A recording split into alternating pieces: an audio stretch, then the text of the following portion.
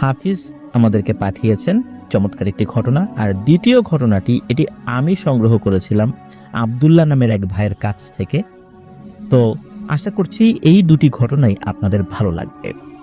প্রথমে আমরা চলে যাব হাফিজের ঘটনাতে।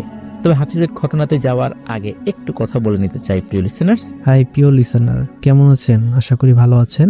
আজকের যে এপিসোডটি সেটি খুব ইন্টারেস্টিং, বিকজ বাছাইকৃত ঘটনাগুলো আমি এখানে শেয়ার করেছি।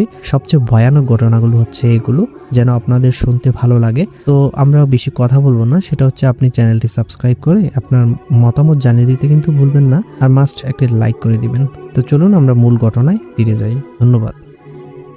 ঘটনাটি হাফিজ আমাদেরকে পাঠিয়েছেন, আর হাফিজের বাড়ি চুয়াডাঙ্গাতে।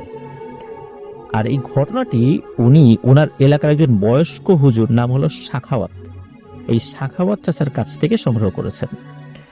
ঘটনাটি চুয়াডাঙ্গা জেলার আলমডাঙ্গার বশির মিয়ার সাথে 1978 সালের দিকে ঘটেছিল। বশির মিয়ার তখন আনুমানিক বয়স ছিল 23 কি 24 বছর। তিনি ছিলেন খুবই সাহসী একজন মানুষ। ওনার পেশা ছিল চাষাবাদ করা। ওনার নিজের কোনো জমি ছিল না, অন্যের কাছ থেকে জমি বর্গা নিয়ে চাষ করতেন, এবং সেখান থেকে যে ফসল উঠতো তার একটি অংশ জমির মালিককে দিতে হতো নিয়ম অনুযায়ী। পরিবারে তিনি, তার স্ত্রী এবং 3 মাসের একটা বাচ্চা ছিল। তার মা বাবা আগেই মারা গিয়েছিলেন। তো আসুন এবার আসি মূল ঘটনায়। ঘটনা যখন ঘটে সময়টা ছিল বৈশাখ মাসের শেষ দিকে। একদিন দুপুরবেলা খবর আসে বশির মিয়ার খালা মারা গেছেন। তো খালার প্রতিবেশী একজন সাইকেলে করে এসে মৃত্যুর খবরটা দেয়। ওই সময় তো এরকম মোবাইল ফোন ছিল না 1978 সালের দিকে, যার কারণে খবরগুলো মুখে মুখেই দিতে হতো। তো সেই ব্যক্তি বশির মিয়ার আগে থেকেই পরিচিত ছিলেন বিধায় সেই ব্যক্তিকে কিছুক্ষণ অপেক্ষা করতে বলেন, এবং তার সাথেই সাইকেলে করে খালার ওখানে যাবেন বলে ঠিক করেন। যেহেতু তার সন্তানের বয়স অনেক কম, তাই স্ত্রীকে বলে যে যত তাড়াতাড়ি পারেন উনি চলে আসবেন বাসায়।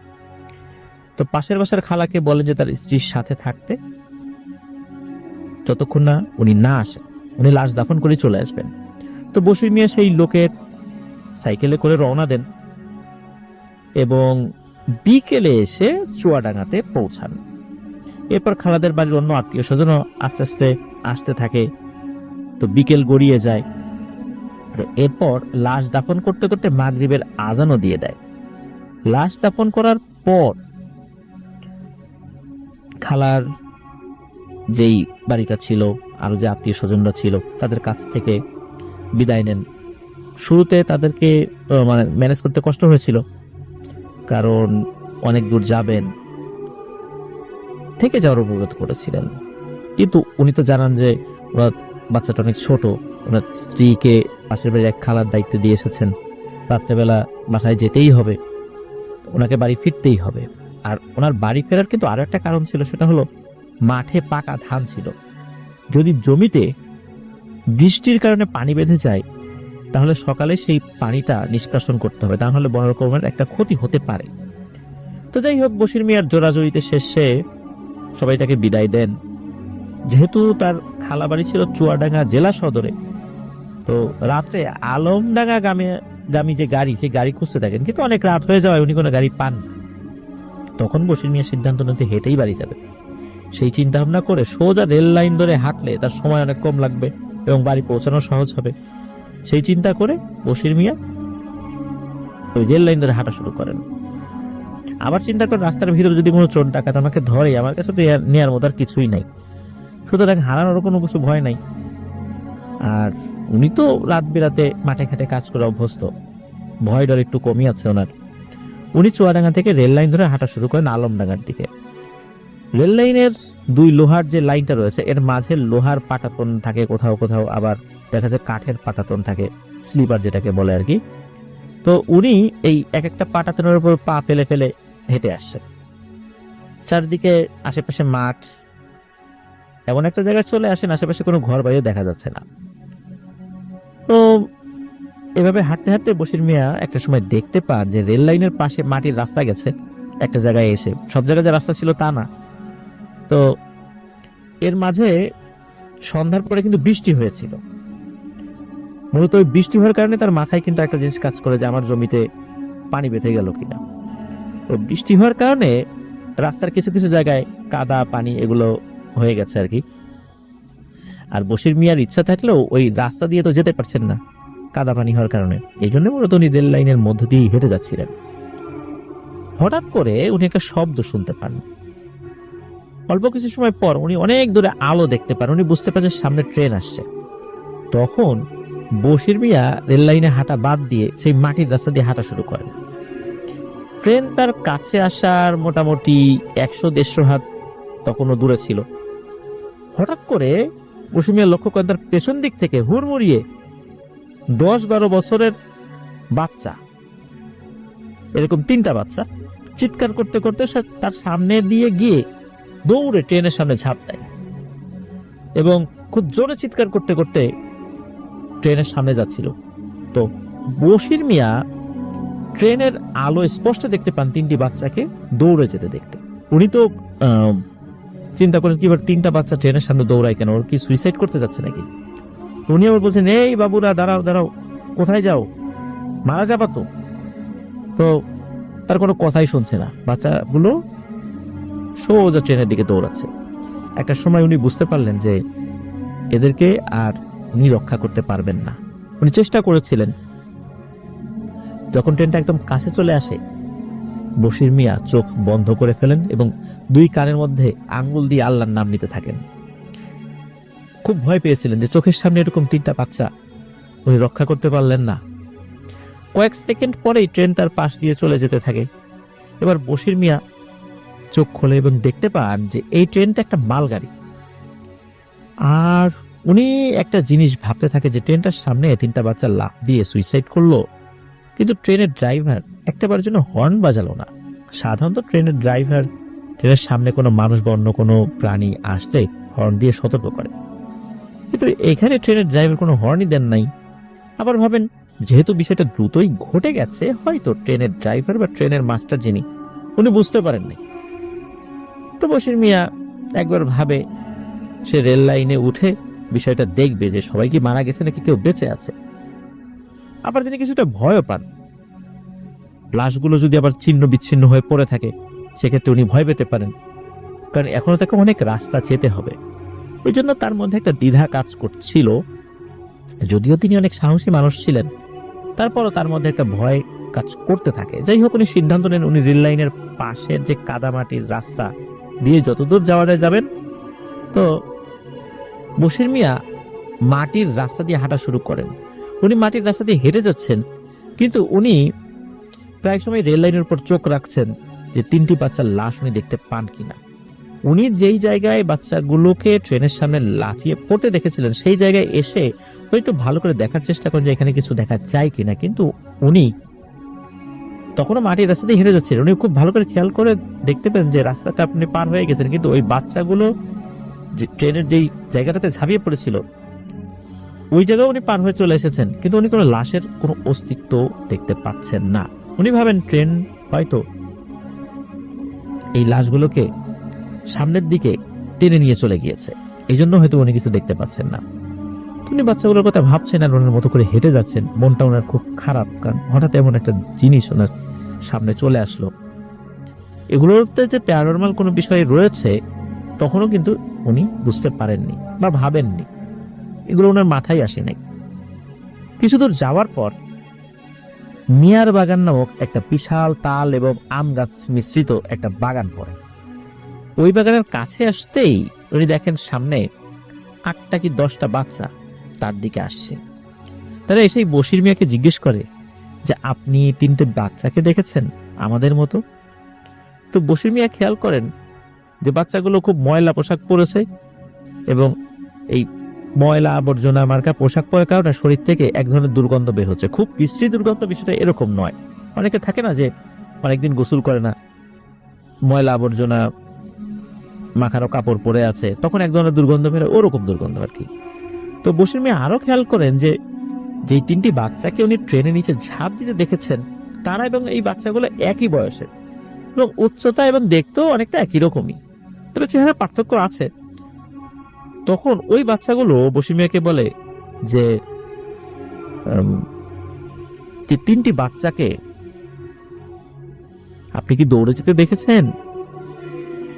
যে যারা হঠাৎ করে ট্রেনের উপর ঝাঁপ দেওয়ার জন্য প্রস্তুতি নিচ্ছিল। তো একথা শোনার সাথে সাথে রশি মিয়া বলেন, হ্যাঁ আমি এরকম দেখেছি, আমার সামনেই ওই 3টা বাচ্চা ট্রেনের সামনে ঝাঁপ দেয়। তখন এগুলো শোনার সাথে সাথে ওই বাচ্চাগুলো রশি মিয়ার সামনে চিৎকার করে কান্না শুরু করে দেয়। এর মধ্যে একটি বাচ্চা বলে ওঠে, ভাই আপনি একটা খবর পৌঁছে দিতে পারবেন? রশি মিয়া বলে ওঠে, কি খবর, কোথায় পৌঁছে দিতে হবে? তখন আরেকটি বাচ্চা বলে ওঠে, সামনে কিছু দূর যাওয়ার পর আপনি একটি বাগান দেখতে পাবেন, ওই বাগানের মধ্যেই দেখবেন একটি বাড়ি আছে, ওই বাড়িতে গিয়ে একটু খবর দেবেন যে আপনি 3টি বাচ্চাকে ট্রেনের নিচে ঝাঁপ দিতে দেখেছেন। ওই 3টি বাচ্চা ওই বাড়িরই সন্তান, আপনি একটু কষ্ট করে বাড়িতে খবরটা দিয়েন। এই কথা বলা শেষ করে সবাই মিলে কাঁদতে কাঁদতে দৌড়াতে দৌড়াতে যেখানে বশির মিয়া জায়গাটা দেখিয়েছিলেন, বশির মিয়া যে ওই জায়গাতে ওরা ঝাঁপ দিয়েছে, ওই দিকে চলে যেতে থাকেন। যাই হোক, বশির মিয়া কিছুক্ষণ ওখানে দাঁড়িয়ে থাকেন।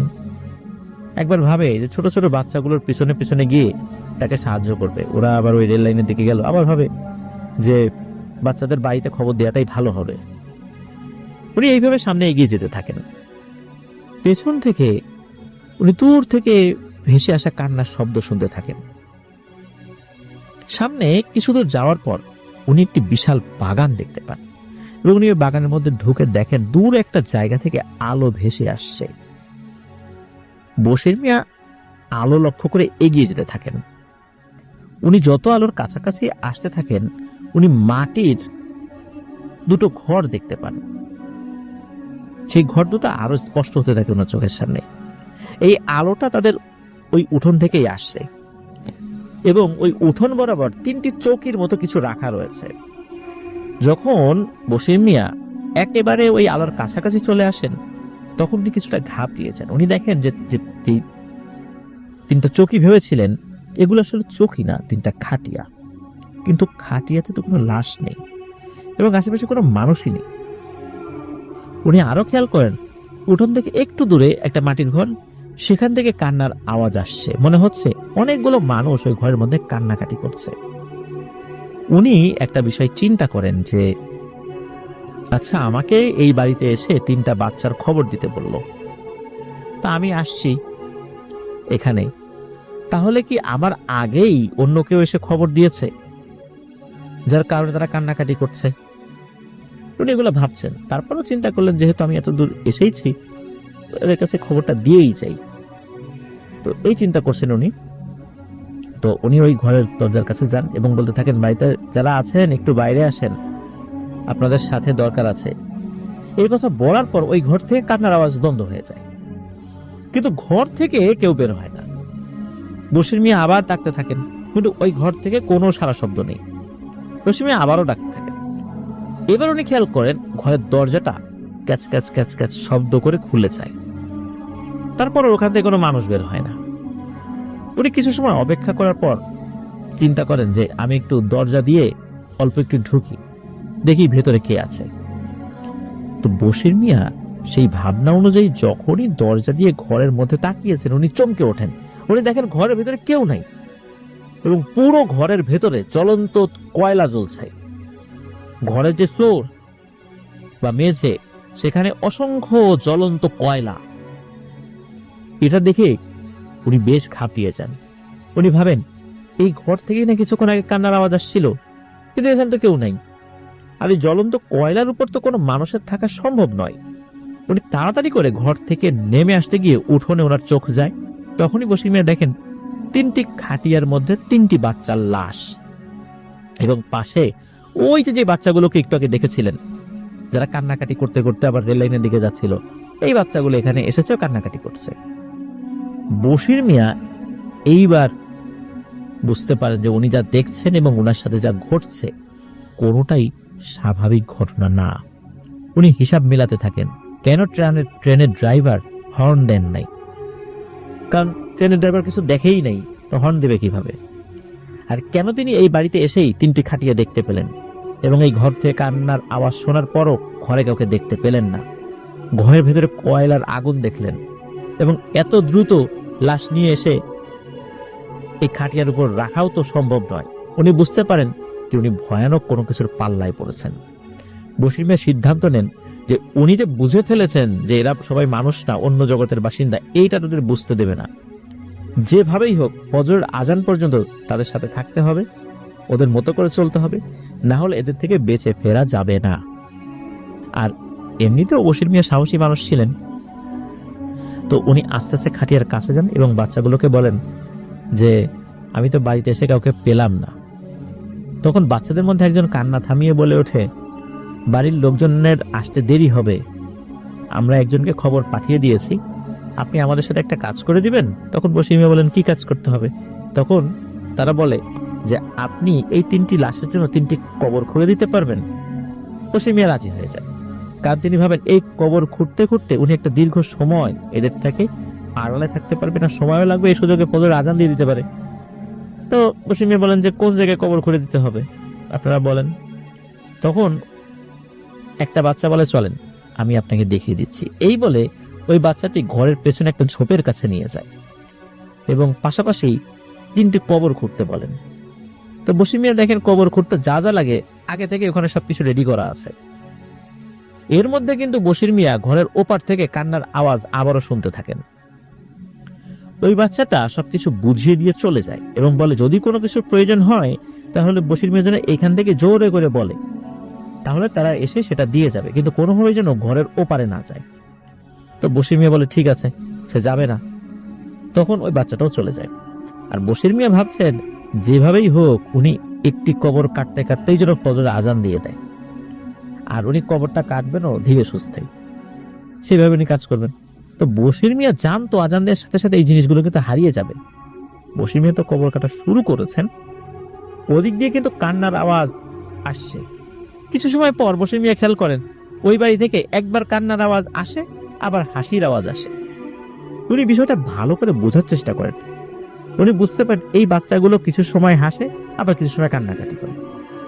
আর বশির মিয়া ভাবছেন যে কখন যে এখান থেকে মুক্তি পাবো, নাকি আমার জীবন এখানেই শেষ হয়ে যাবে। উনি এইবার ওইদিকে খেয়াল না করে উনি মাটি কাটায় মনোযোগ দেন, আস্তে আস্তে মাটি কাটতেন। এভাবে অনেকটা সময় চলেও যায়। এক সময় বশির মিয়া খেয়াল করেন বাগানের এক পাশ দিয়ে বিশাল বাতাস আসছে, ভয়ানক এক বাতাস। এই বাতাস আসার শব্দ শোনার সাথে সাথে ওই যে ওই পাশ থেকে বাচ্চাদের হাসি কান্নার যে আওয়াজ আসছিল সব থেমে যায়। উনি কবরের মাটি কাটা বাদ দিয়ে মাটির উপর দাঁড়িয়ে যান যে এমন বাতাস আসছে এখানে, ব্যাপারটা কি? তো হঠাৎ করে বাতাসটা থেমেও যায় এবং অল্প কিছু সময় পর বাগানের ভেতর থেকে কিছু একটা আসার শব্দ পাচ্ছেন, কোনো কিছু ভেঙে চুরে আসছে ওই দিকটাতে। তো উনি কোদাল নিয়ে দাঁড়িয়ে যান। হঠাৎ করে দেখেন বিশাল আকৃতির 2টো সাপ ওনার দিকে তেড়ে আসছে, ভয়ানক সাপ। এত বড় সাপ উনি জীবনে কখনো দেখেন নাই। আর এটা দেখে উনি খুবই ভয় পান। উনি বুঝতে পারেন যে এরা আসলে কোনো স্বাভাবিক সাপ নয়, কারণ স্বাভাবিক সাপ এত বড় হবে না। উনি ওই সাপ দুটি দেখছেন, ভয়ও পাচ্ছেন। যখন দেখছেন সাপ দুটি কাছাকাছি চলে এসেছে, তখন বশির মিয়া কান্নাকাটি শুরু করে দেয়, হাত জোর করে বলে যে আপনারা আমার সাথে এমন করছেন কেন? আমি যদি কোনো অন্যায় করে থাকি আমাকে ক্ষমা করে দেন। আমার 3 মাসের একটা শিশু বাচ্চা আছে, আমাকে আমার সন্তানের কাছে এবং আমার স্ত্রীর কাছে যেতে দেন। এই কথা বলার পর ওই সাপ দুটি থেমে যায় এবং ওই সাপ দুটি ঘাড় বাঁকিয়ে একজন আর একজনের দিকে তাকায়। মনে হচ্ছে যে সাপ দুটি খুব অবাক হয়েছে। সাপ দুটি কি করে, এরা মাথা ঘুরিয়ে যেদিক দিয়ে এসেছিল ওই দিকে চলে যায়। এর অল্প কিছু সময় পর ঠিক ওই বাগানের ভেতর থেকে স্বাভাবিক মানুষের বেশে 2জন মানুষ বেরিয়ে আসে। একজনের বয়স একটু বেশি, আর একজন মাঝারি বয়সের, 2জনই পুরুষ মানুষ। এবং তাকে জিজ্ঞেস করেন যে আচ্ছা হয়েছেটা কি, বলো তো তুমি এখানে কিভাবে আসলা? তখন বশির মিয়া ওই 2জনকে বলেন যে এই বাড়িতে 3টি বাচ্চা মারা গেছে, আর অন্য বাচ্চারা আমাকে কবর খুঁড়ে দিতে বলেছে, আমি সেটাই করছি। তখন ওই 2জন ব্যক্তি বলে তুমি আমাদের সাথে চলো, তোমার কোনো ভয় নেই। এদিকে কিন্তু ওই বাতাস আসার পর থেকেই ওই বাড়ির ভেতরে হাসি কান্নার আওয়াজ কিন্তু বন্ধ হয়ে গেছিল, নতুন করে আর কোনো আওয়াজ আসেই নাই। তখন বশির মিয়াকে সাথে করে ওই 2জন ব্যক্তি ওই বাড়ির উঠোনে আসে এবং দেখে যে ওখানে 12 থেকে 13টি বাচ্চা ছেলে দাঁড়িয়ে আছে। ওখানে কিন্তু কোনো খাটিয়া নাই, আর ভয়ে সব কয়টা বাচ্চা ঠক ঠক করে কাঁপতেছে। এর মধ্যে বৃদ্ধ যিনি একটা ছেলেকে কাছে রাখেন এবং তার কাছে জিজ্ঞেস করেন কি হয়েছে বলো। এই লোকটা এইখানে কিভাবে আসলো? তার তো একা একা এখানে আসার কথা না, সত্যি করে বলো ঘটনা কি। তখন ওই বাচ্চাটি ওই বৃদ্ধকে সবকিছু খুলে বলে। ওই বাচ্চার মুখ থেকে সব কথা শোনার পর ওই মাঝ বয়সী যেই মানুষটা ছিল উনি ঘরের ভেতরে চলে যান এবং সাথে করে বেতের মতো কিছু একটা নিয়ে আসেন, যেটা লাঠি বলা চলে, আবার শক্ত বলতে যে একটা গাছের ডাল যেরকম শক্ত হয় ওরকম না, বেত তো বাঁকানো যায়, তো ওই রকম একটা। উনি এই জিনিসটা নিয়ে এসে প্রত্যেকের পিঠে সজোরে একটি করে বাড়ি মারে, কিন্তু দুইটা বাচ্চাকে মারে নাই। আর সব বাচ্চাগুলোকে বশির মিয়ার সামনে নিয়ে আসে এবং ওই বাচ্চাগুলোকে বলে একসাথে তোমরা বশির মিয়ার কাছে ক্ষমা চাবা। বাচ্চারা বশির মিয়ার কাছে ক্ষমা চান। তখন ওই দুই ব্যক্তি বশির মিয়াকে বলেন যে আপনি এই বাচ্চাগুলোকে ক্ষমা করে দেন, ওরা আসলে বুঝতে পারে নাই, ছোট তো, জ্ঞান বুদ্ধি অতটা হয়নি, আসলে আমাদেরই ভুল, আমরাও ওদেরকে আসলে ওইভাবে শিক্ষা দিতে পারি নাই। তখন বশির মিয়া বলেন যে আচ্ছা ঠিক আছে, আমি ওদেরকে ক্ষমা করে দিলাম। ওই যে বৃদ্ধ, যিনি ওই বৃদ্ধ তখন বলে ওঠেন যে আপনাকে আমরা ওই রেল লাইনের যে জায়গা থেকে নিয়ে এসেছিল ওরা পথ দেখিয়ে আমাদের এই জগতে, আপনাকে ওইখানে পৌঁছে দিয়ে আসছি। তখন বশির মিয়া বলেন যে আমাকে যদি আমার বাড়ির কাছাকাছি পৌঁছে দেন খুব ভালো হয়, আমি কোনো কিছু চিনতে পারছি না এখন, আমি খুব ভয় পাচ্ছি। তখন ওই যে বৃদ্ধ লোকটি উনি ওই মাটির ঘরে ঢোকেন যেখানে বশির মিয়া ওই যে জ্বলন্ত কয়লা দেখতে পেয়েছিলেন আর কি। উনি অল্প কিছু সময় পর ওই ঘর থেকে বের হন, হাতে একটা ছোট্ট পুটলি এবং এক গ্লাস পানি হাতে নিয়ে। ওই বৃদ্ধ বলে ওঠেন আপনি তো অনেক পরিশ্রম করেছেন, এই জন্য আমাদের পক্ষ থেকে কিছু সম্মানই দেওয়া হচ্ছে, আর আমরা খুবই লজ্জিত আপনার সাথে এই ধরনের ঘটনা ঘটার কারণে। তো বশির মিয়া তো ওই যে উপহার এটা না নেওয়ার জন্য খুব জোরাজোরি করতে থাকে। এক পর্যায়ে বৃদ্ধ বলে ওঠে আপনি যদি এই গিফট নেন আমরা অনেক খুশি হব, আর আপনি যদি না নেন তাহলে আমি অপমানিত বোধ করব। এক পর্যায়ে বশির মিয়া পুটলিটি গ্রহণ করেন এবং পকেটে রেখে যায়। এরপর ওই লোকটি বশির মিয়ার হাতে এক গ্লাস পানি দিয়ে বলেন যে আপনি অনেকক্ষণ ধরে কাজ করেছেন, আপনাকে অনেকটা ক্লান্ত মনে হচ্ছে, আপনি এই পানিটা খান, ইনশাল্লাহ আপনার ক্লান্তি দূর হয়ে যাবে। তো বশির মিয়া অনেক ভয় পেলেও এই দুই ব্যক্তির ব্যবহারে উনি আশ্বস্ত হন এবং ওই বৃদ্ধর কাছ থেকে গ্লাসটি নেন, পুরো পানিটা খেয়ে ফেলেন। আসলেই উনি খুব ক্লান্ত ছিলেন, গলাও শুকিয়ে গিয়েছিল। এরপর বশির মিয়ার আর কোনো কিছু মনে নাই। ওরা যখন জ্ঞান ফেরে তখন দেখেন উনি একটা মসজিদের সামনে হেলান দিয়ে বসে আছেন, পাশে একজন লোক দাঁড়িয়ে আছে, আর এই ব্যক্তি হচ্ছে সাখাওয়াত হুজুর। বশির মিয়া তখন বলে ওঠে আমি কোথায় আছি? তখন সাখাওয়াত হুজুর বলেন আপনি মুন্সিগঞ্জের একটি মসজিদের পাশে আছেন। মসজিদের পাশে, ওই লোকটি বলে নাকি মসজিদের পাশে একটি রুম আছে, সেখানে আমি শুয়েছিলাম, কেউ একজন আমার দরজায় কয়েকবার ধাক্কা দিল, আমি বের হয়ে দেখি আপনি আমার রুমের সামনে অচেতন অবস্থায় পড়ে আছেন। আপনাকে উঠিয়ে একটু হেলান দিয়ে বসাই এবং আপনার মুখে পানি ছিটা দেই, এরপর আপনার জ্ঞান ফেরত আসে। তা আপনি এখানে কিভাবে আসছেন? তখন বশির মিয়া সাখাওয়াত হুজুরকে সব কথা খুলে বলেন। সব বলার পর সাখাওয়াত হুজুরকে জিজ্ঞেস করেন এখন কত রাত হয়েছে? তখন হুজুর বলেন যে রাত 3টার মতো বাজছে। তো অনুমান করে বলেছিলেন নাকি, ওই সময় হুজুর হাতেও ঘড়ি ছিল না। তখন ওই হুজুর বশির মিয়াকে তার রুমের ভিতরে নিয়ে যায়, কোরআনের কিছু আয়াত পড়ে তাকে ফু দেন, আর ওই হুজুর বলেন যে আপনি মনে হয় ভালো জিনেদের কবলে পড়েছিলেন, আশা করা যায় ইনশাল্লাহ আপনার কোনো সমস্যা হবে না। তো ওই রাতেই বশির মিয়া তার পকেট থেকে সেই পুটলিটা বের করেন এবং পুটলির মুখ খোলেন, আর বশির মিয়া এবং সাখাওয়াত হুজুর একসাথে দেখেন ভেতরে অনেকগুলো খুচরো পয়সার কয়েন রয়েছে আর কি। তো গুণে দেখা গেল সব মিলিয়ে 100 টাকা আছে। তো 1978 সালের দিকে 100 টাকা মানে কিন্তু অনেক টাকা। সাখাওয়াত হুজুর পয়সা বের করার পর পুটলিটা হাতে নিয়ে দেখেন যে এটি এক ধরনের চামড়া দিয়ে তৈরি করা। তো সাখাওয়াত হুজুরের ভাষ্য মতে সম্ভবত ভেড়া বা ছাগলের চামড়া দিয়ে তৈরি। তো ওনার আবার এই ব্যাগটা খুব পছন্দ হয়, মানে এই পুটলিটা। তো উনি বলেন যে ভাই আপনি কি এটা আমার কাছে বিক্রি করবেন? আমার কাছে 5 টাকা আছে, আপনি আমার কাছে এই 5 টাকা বিক্রি করতে পারেন। তো বশির মিয়া বলেন যে আচ্ছা ঠিক আছে দেন। 5 টাকার বিনিময়ে হুজুর পুটলিটা বশির মিয়ার কাছ থেকে কিনেন। তো বশির মিয়া টাকার বিনিময়ে যে শুধু দিয়েছেন বিষয়টা এমন নয়, ওই হুজুর এত রাতে তাকে সাহায্য করেছেন, এই জন্য তিনি জিনিসটা তাকে দেন। আর হুজুরের কাছে ওই সময় 5 টাকাই ছিল, এই জন্য 5 টাকা তাকে দিয়ে দেন।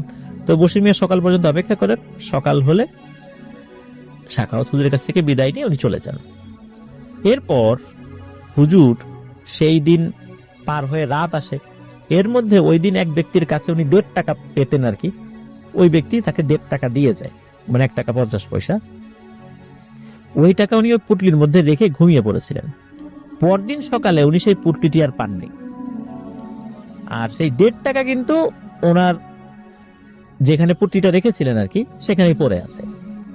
উনি বিষয়টা নিয়ে খুব অবাক হন। যাই হোক, এর বেশ কিছুদিন পরে একজন বড় হুজুরের সাথে দেখা হলে সাখাওয়াত হুজুর বশির মিয়ার সাথে ঘটনাটা সবকিছু খুলে বলেন এবং ওই পুটলির বিষয়টাও খুলে বলেন।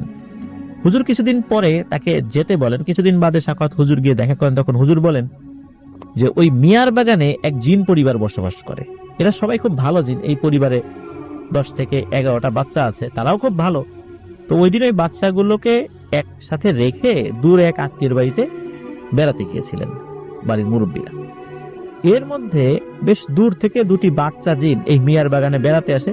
ওরা আবার একটু দুষ্টু প্রকৃতির, মানে খুব খারাপ তা না, এটা একটু দুষ্টু প্রকৃতির আর কি, চঞ্চল। যখন এদের সাথে দেখা হয় তখন ওরা গল্প গুজব করতে থাকে। হঠাৎ করে বশির মিয়াকে দেখে ওই বাচ্চা দুটির মাথায় একটা দুষ্টু বুদ্ধি আসে। তাহলে বশির মিয়াকে তারা ভয় দেখাবে, শুধু ভয় দেখাবে, এর থেকে বেশি কিছু না, তাকে কোনো ক্ষতি করবে না। প্রথমে অন্য বাচ্চাগুলো রাজি না, বলে যে না, আমাদের বাসার লোক জানলে আমাদেরকে খুব মারবে, রাগ করবে, বলেছে যে মানুষদেরকে ভয় দেখানো যাবে না।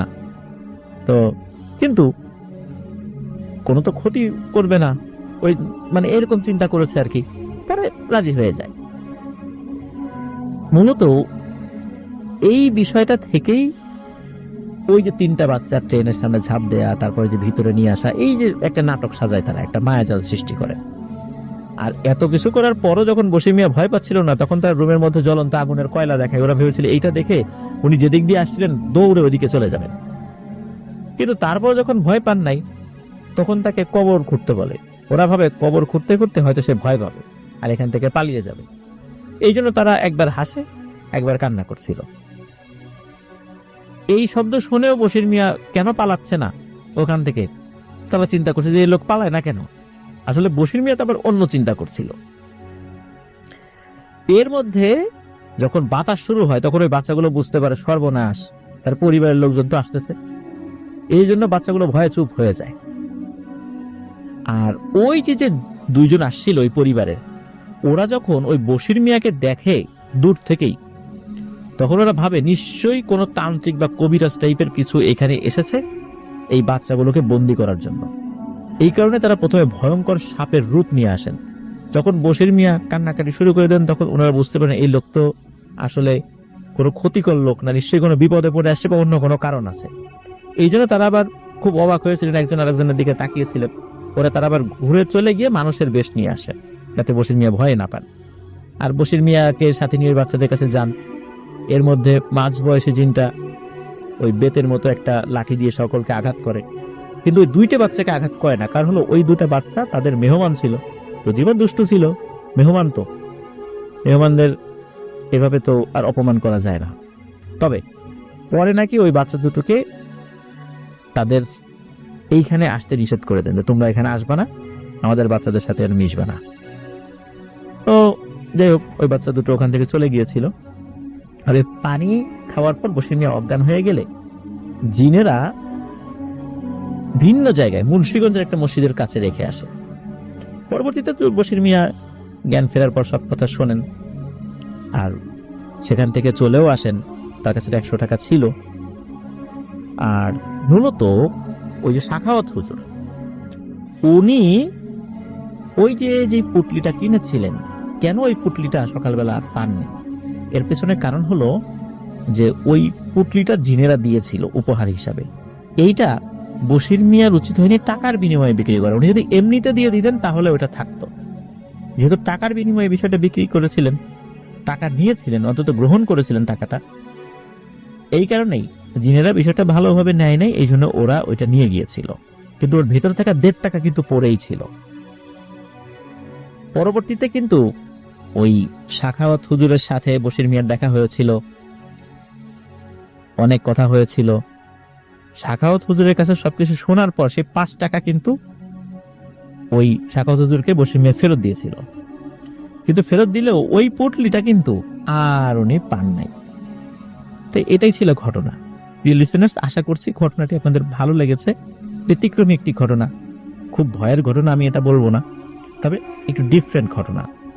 আমাদের মানুষের মধ্যেও যেমন সভ্য অসভ্য মানুষ আছে, জিনদের মধ্যেও কিন্তু অনেক ভদ্র জিন রয়েছে, যারা তাদের যেই বিহেভিয়ারগুলো, যে অন্যদের সাথে বিহেভিয়ারগুলো কেমন হবে, এগুলো তারা তাদের সন্তানদেরকে শেখান, যে কাউকে এভাবে ভয় দেখানো যাবে না, উৎপাত করা যাবে না, এগুলো শেখান। কিন্তু দেখা যাচ্ছে যে বাচ্চারা স্বাভাবিকভাবে চঞ্চল হয়, জিনদের বাচ্চারাও ঠিক এই চঞ্চলতা থেকে তো আর বাইরে থাকে না, ওরাও ওদের দুষ্টুমির ছলে মাঝে মাঝে মানুষের বিরক্ত করে। কিন্তু তাদের গার্ডিয়ান যদি ওইভাবে তাদের সাথে ওই জিনিসগুলো শেখান, বোঝানোর চেষ্টা করেন, আস্তে আস্তে ওরাও বয়সের সাথে সাথে সেই জিনিসগুলো পরিবর্তন ভেতরে চলে আসে। ধন্যবাদ জানাচ্ছি হাফিজকে চমৎকার একটি ঘটনা পাঠানোর জন্য। প্রিয় লিসেনার্স, আশা করছি এই ঘটনাটি আপনাদের ভালো লেগেছে। চলুন এখন চলে যাব আমার সংগ্রহ করা এবারের ফ্রাইডে স্পেশাল এপিসোডের দ্বিতীয় এবং শেষ ঘটনায়। প্রিয় লিসেনার্স, আসসালামু আলাইকুম। প্রিয় লিসেনার্স, আজ আপনাদের সামনে এমন একটি ঘটনা উপস্থাপন করতে যাচ্ছি, সত্যি এই ঘটনাটা কোনো কোনো জায়গায় মেলানো অনেক কঠিন, কিন্তু দারুণ একটি ঘটনা। চলুন শুরু করি ঘটনাটি। ঘটনাটি আমি শুনেছিলাম আব্দুল্লাহ নামক একজন ভাইয়ের কাছ থেকে। উনি বর্তমানে ঢাকার আজিমপুরের কোনো একটি বেসরকারি স্কুলের একজন শিক্ষক। উনি আলহামদুলিল্লাহ খুব পরহেজগার একজন মানুষ, তাবলিগ জামাতের একজন সাথী। উনি সম্প্রতি এই যে তাবলিগ জামাতের যে বিশ্ব ইজতেমা টঙ্গিত হয়ে গেল, এখানে যারা বিভিন্ন বিদেশি মেহমানরা আসেন, তাদের মধ্যে থেকে পাকিস্তানি একটি দলের সাথে পরবর্তীতে মারকাজ মসজিদ যেটা রয়েছে, যেটাকে আমরা কাকরাইল মসজিদ যেটা বলি ঢাকার কাকরাইলে, সেখানে উনি আলোচনা করছিলেন। আলোচনার একটা পর্যায়ে ফয়েজ আল আহমদ নামে একজন পাকিস্তানি নাগরিক, যিনি বাংলাদেশে তাবলিগ জামাতের দাওয়াত দিতে এসেছেন, দাওয়াতি কাজে অংশগ্রহণ করার জন্য এসেছেন, বিশ্ব ইজতেমা থেকে আর কি কাকরাইল মসজিদে এসেছিলেন। তো কথা প্রসঙ্গে উনি একটি ঘটনা বলেছিলেন যেটা ওনার দাদার সাথে ঘটেছিল। ওনার দাদার নাম হচ্ছে ফয়সাল আল আহমদ। তো ঘটনাটি অনেক আগের, ব্রিটিশ পিরিয়ডে ঘটনাটি শুরু হয়েছিল আর কি। তো এখানে অনেকগুলো বিষয়ে উনি আসলে ওইভাবে বলতে পারেন নাই, এটা সত্য। অনেক বিষয়ে হয়তো বা উনি জানেনও না, মানে যিনি বলেছেন ফয়েজ আল আহমদ, তো উনি যতটুকু জানেন ততটুকু বলেছিলেন আর কি। তো ওইভাবেই আপনাদের সামনে উপস্থাপন করার চেষ্টা করব ইনশাল্লাহ। তো চলুন শুরু করি ঘটনাটি। এই যে ফয়সাল আল আহমদ, যিনি ফয়েজ আল আহমদের দাদা, ওনার বয়স তখন 10 কি 11 বছর। ওনার বাবা স্থানীয় একটি মসজিদের ইমাম, খুব বড় আলেম উনি, বিষয়টা এমন নয়, আবার একদম যে ফেলে দেওয়ার মতো আলেম বিষয়টা এরকম নয়, মানে মাঝারি মানের একজন আলেম ছিলেন আর কি উনি। আর ওই সময় কিন্তু দেশ ভাগ হয়নি। এখন যেটা পাকিস্তানের পাঞ্জাব, এই পাঞ্জাব প্রভিন্সের একটি ছোট্ট গ্রামে ওনারা বসবাস করতেন। তো একদিন এশার নামাজের পর এই ফয়েজ আল আহমদ যিনি, উনি ওনার বাবার সাথে, ফয়সাল আল আহমদ যিনি, মানে ফয়েজ আল আহমদের দাদা, উনি ওনার বাবার সাথে এশার নামাজের পর বাসার দিকে হেঁটে হেঁটে আসছিলেন। তো একটি জায়গা আছে, ওইটা আশেপাশে একটু ঝোপঝাড়ের মতো আর কি, তো ওই দিক দিয়ে হেঁটে আসতে হয়। তো বাপ বেটা দুইজন গল্প করতে করতে আসছেন। হঠাৎ করে এই যে ফয়সাল আল আহমদ যিনি দাদু আর কি ফয়েজ আল আহমদের, তো উনি বলছেন, ওনার বাবাকে বলছেন যে আব্বাজান দেখুন মাশাআল্লাহ, কত সুন্দরী একজন মহিলা দাঁড়িয়ে আছে এখানে। তো উনি এই কথাটা শুনে অবাক হন, মানে ফয়সাল আল আহমদের বাবা যিনি, ইমাম সাহেব যিনি, কারণ উনি আশেপাশে কোথাও কোনো জনমানবের চিহ্ন দেখতে পাচ্ছেন না, মহিলা মানুষ তো দূরের কথা। তো এই কথা শোনার পর উনি বলেন যে, বাবা তুমি কোথায় মানুষ দেখছো? এখানে তো কাউকে দেখতে পাচ্ছি না। বলে, জি বাবা, আমি তো এইখানেই দেখেছিলাম, উনি তো চলে গেলেন। তো উনি আমার দিকে তাকালেন, হাসলেন, তারপর আবার আপনাকে যখন বললাম উনি তো আবার চলে গেলেন, এখন তো আমি ওনাকে দেখতে পাচ্ছি না। তখন এই ফয়সাল আল আহমদ যিনি, মানে দাদু যিনি, তো ওনার দাদুর বাবা বললেন যে, না বাবা, তুমি হয়তো ভুল টুল দেখেছো, চলো বাসার দিকে চলো। তো এটা নিয়ে আর কোনো কথা হয় নাই, বাসায় চলে যান। যার পরে খাওয়া দাওয়া করে সকলে শুয়ে পড়েন। এই যে ফয়সাল আল আহমদ মানে যিনি দাদু, তার বাবা তাহাজ্জুদের নামাজ পড়ার জন্য উঠতেন। তো ওনাদের যে মসজিদটা ছিল, ওই মসজিদের মুয়াজ্জিন কাম ইমাম দুটোর দায়িত্বই পালন করতে হতো ওনাকে। উনি তাহাজ্জুদের নামাজ পড়ার জন্য উঠতেন। ওই সময় কিন্তু ওনাদের ওইখানে চাপ কল ছিল না, ছোট্ট একটা পুকুরের মতো ছিল, ওইখান থেকে উজু করতে হতো, ওইখানে একটা ঘাট বাঁধানো ছিল আর কি। তো উনি ওই পুকুরে গিয়ে উজু করছেন। উজু করে উনি ওই ঘাটের সিঁড়ির মতো যেই জায়গাটা আছে ওদিক দিয়ে উপরের দিকে উঠে আসছেন।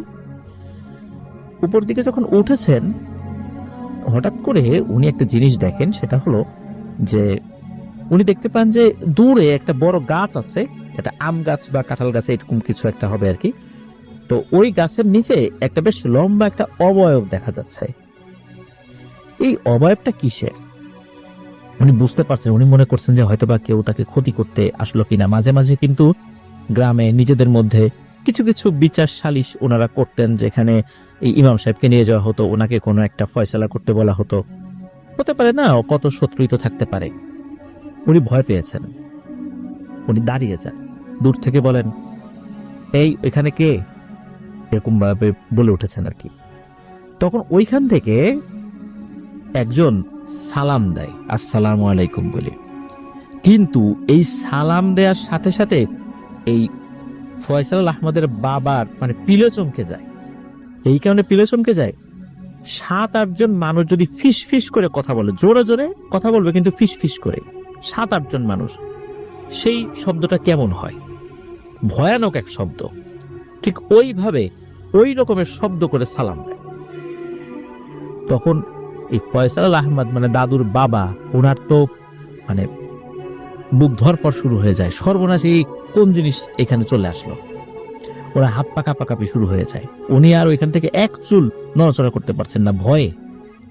তখন দূর থেকে ওই অবয়বটা বলে ওঠে, হুজুর, আপনার ভয় পাওয়ার কোনো কারণ নাই, আমি আপনার কোনো ক্ষতি করতে আসিনি, আমি একটা বিষয় জানতে এসেছি আপনার কাছে। আপনার যদি জানা থাকে আমাকে বিষয়টা বলবেন, আর যদি জানা নাও থাকে জেনে হলেও বলবেন, কারণ এই বিষয়টা আমি কেন, আমার গোত্রের কেউই ধরতে পারছে না। তখন এই দাদুর বাবা উনি চিন্তা করছেন যে কি এমন ব্যাপার যেটা ওরাও বুঝতে পারছে না, আর ওইটা যে স্বাভাবিক কিছু না এটা ওই দাদুর বাবা ঠিক ভালো মতোই বুঝে গিয়েছিলেন। তখন উনি বলেন যে, আচ্ছা কি ব্যাপার বলেন তো আমাকে। তখন ওই অবয়বটা দূর থেকেই বলে যে, আমরা জিনদের মধ্যে খুবই শক্তিশালী এবং পিশাচ গোছের জিন। আমাদের চেহারা এতটাই ভয়ঙ্কর যে কোনো জিনেরাও আমাদেরকে দেখলে ভয় পায়, মানুষ তো অনেক দূরের কথা। কোনো মানুষ যদি হঠাৎ করে আমাদেরকে দেখে তাহলে সে ভয়েই মারা যায়, তার হৃৎপিণ্ড ফেটে যায় ভয়ে, হঠাৎ আচমকা এরকম ভয়ানক চেহারা দর্শন করে। এই জন্য আমরা সাধারণত কখনো কোনো কারণ ছাড়া বা বিশেষ কোনো উদ্দেশ্য ছাড়া কোনো মানুষকে আমাদের যে চেহারা, এই চেহারা নিয়ে সামনে আসি না বা ভয় দেখাই না, কিন্তু আমরা ভয় দেখালে তার মৃত্যু নিশ্চিত। আমি আমার এক আত্মীয় বাড়ি থেকে আমাদের যে গোত্র সেদিকে যাচ্ছিলাম, আমি একাই ছিলাম। আপনারা যখন এশার নামাজ পড়ে ওই রাস্তা দিয়ে আসছিলেন, তখন আমি রাস্তার একটা জায়গায় দাঁড়িয়ে কিছুটা বিশ্রাম নিচ্ছিলাম অল্প সময়ের জন্য। হঠাৎ করে আপনার ছেলে আমাকে দেখে ফেলে। আমার দেখার কথা নয় আপনার ছেলেকে, আপনার ছেলেরও আমার দেখার কথা নয়, কিন্তু আপনার ছেলে আমাকে কিভাবে দেখলো? এটা হয় অনেক সময়, কোনো মানুষ হঠাৎ করে আমাদের অজান্তেই আমাদেরকে দেখে ফেলে, কিন্তু আমাকে দেখার পর আপনার ছেলে আপনাকে বলল যে আব্বাজান দেখেন, মাশাআল্লাহ কত সুন্দরী একজন মহিলা দাঁড়িয়ে আছেন। এটা কিভাবে সম্ভব? কারণ আমার চেহারা খুবই ভয়ঙ্কর এবং কদাকার। এটা কোনোভাবেই সম্ভব নয় যে সে আমাকে সুন্দরী বলবে বা আমার চেহারা ভালো। আমার এটাই জানার ইচ্ছা, আপনার ছেলে কিভাবে এই জিনিসটা বলল, এটা আমাকে জানাবেন। কারণ এই ঘটনার পর আমি আমার পরিবারের সাথে আলোচনা করেছি, আমার গোত্রের সর্দারের সাথে আলোচনা করেছি, তাও খুবই অবাক হয়েছে এটা কিভাবে সম্ভব। আমার বয়স 2500 বছরের উপরে, আমার গোত্র প্রধানের বয়স 4500 বছরের উপরে। এত বছরের মধ্যে কখনোই এই ধরনের ঘটনা ঘটেনি। শুধু মানুষের মৃত্যুর ঘটনাই ঘটেছে আমাদেরকে যদি কেউ হুটহাট করে দেখে ফেলে বা আমরা কাউকে যদি দেখা দিই। কিন্তু আপনার ছেলে এটা কিভাবে বলল, এটা জানার জন্যই মূলত আমি এসেছি। তখন ওই যে দাদুর যিনি বাবা, মানে ফয়সাল আল আহমদের যিনি বাবা, উনি বলছেন যে আচ্ছা আপনার চেহারা আসলে কি ভয়ঙ্কর, আপনি আমাকে একটু দেখা দেন, আপনি আপনার চেহারা নিয়ে আমার সামনে আসেন, আমি একটু দেখতে চাই। তখন বলে না হুজুর, আপনি এটা দেখলে সহ্য করতে পারবেন না। তখন উনি বলছেন যে আমার শিশু সন্তান, সে সদ্য মাদ্রাসায় লেখাপড়া করছে, ও তো এমন কোনো কিছু জানেও না বা এমন কোনো এলেম কালাম ও এখনো শেখেনি, তো ও আপনাকে দেখলো, ও ভয় পেল না, আমি কি ভয় পাবো? বলে হ্যাঁ আপনি ভয় পাবেন, আপনি ভয় পাবেন, আপনি আমাকে দেখেন না। বলে না আমি আপনাকে দেখবো, কারণ আমি না দেখলে আমি বুঝবো কিভাবে যে আমার ছেলে আসলে কোন জিনিসটা দেখেছে, আমার এই বিষয়টা বুঝতে সুবিধা হবে। তখন বলে আচ্ছা ঠিক আছে, আমি আপনাকে দেখা দিচ্ছি, কিন্তু আপনি সাহস হারায়েন না। তখন কি করে, ওই যে ওই অবয়বটা আস্তে আস্তে গাছের নিচ থেকে সামনের দিকে এগিয়ে আসে। তার মাথায় একটা লম্বা ঘোমটার মতো টানানো ছিল, এই জিনিসটা সে মাথার উপর থেকে সরিয়ে দেয়। সরিয়ে দেওয়ার সাথে সাথে মানে ওই যে দাদুর যিনি বাবা, উনি প্রচন্ড এক চিৎকার দিয়ে মানে চোখ সামনে ঢেকে ফেলে এবং উনি মাটিতে বসে পড়েন।